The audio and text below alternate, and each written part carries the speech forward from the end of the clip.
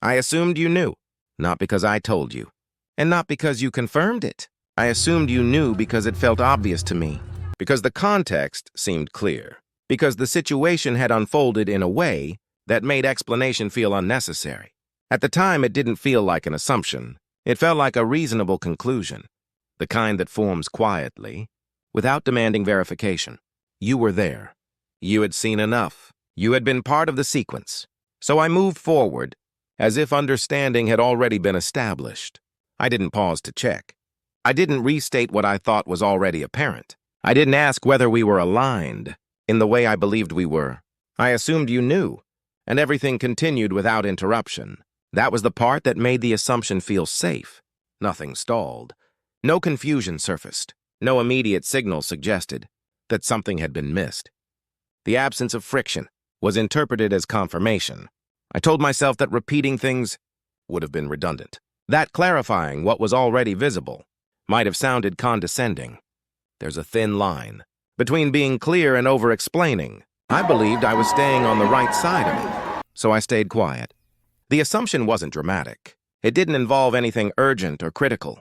It lived in the background, supporting decisions rather than directing them, which made it easy to overlook. I assumed you knew, because acknowledging uncertainty would have required slowing down.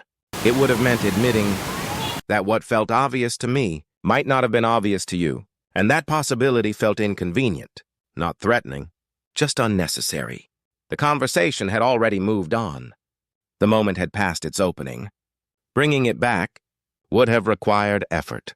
That didn't seem proportional to what was at stake. So I let the assumption stand. Time passed. Other things took priority. The situation resolved itself on the surface, which reinforced the belief that the assumption had been harmless. If it had mattered, I thought, surely it would have revealed itself by now. But assumptions rarely announce their consequences. They operate quietly. They don't disrupt, they redirect. I began to notice small discrepancies. Nothing concrete. Just moments where responses felt slightly off, where reactions didn't match expectations. At first, I attributed it to timing, to distraction, to variables that didn't require examination.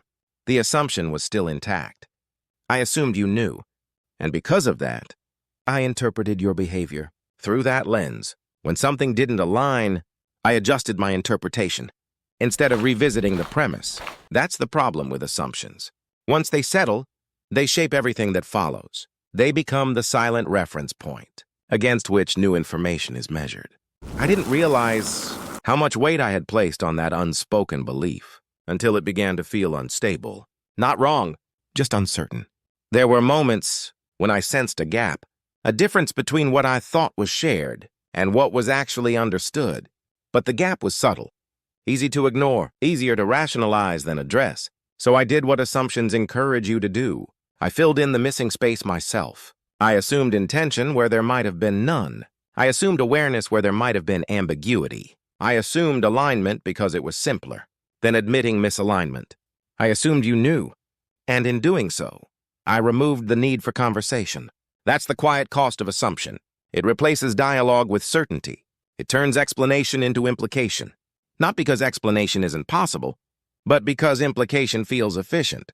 The situation didn't collapse. Nothing visibly failed, which made it easy to believe that no harm had been done. But clarity doesn't only matter when things go wrong. Sometimes it matters, precisely because things appear to be working. I realized later that assuming someone knows something is not the same as trusting them. Trust involves risk. Assumption avoids it. Trust asks. Assumption concludes. By assuming you knew, I avoided the possibility that you might not. I avoided the moment where clarification could have changed the direction of what followed. Not in a dramatic way, just enough to matter. I don't think the assumption was careless. It came from familiarity, from context, from a sense of shared ground. But familiarity can be deceptive.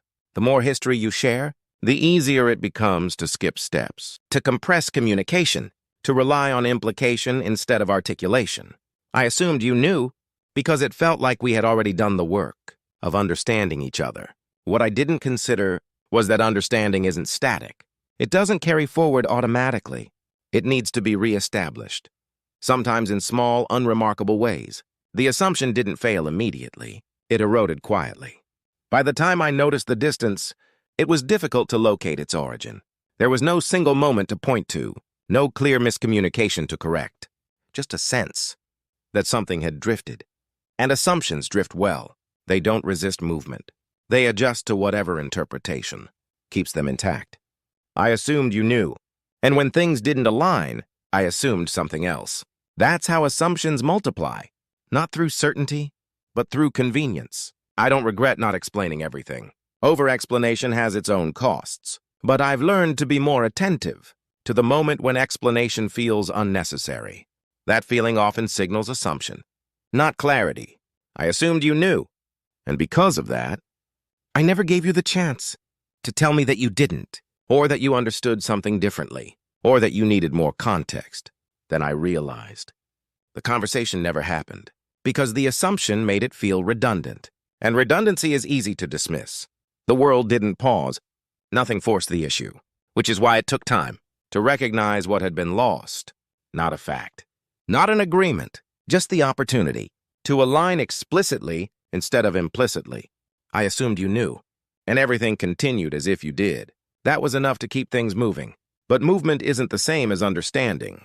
And assumptions, when left unexamined, have a way of quietly deciding what never gets said at all.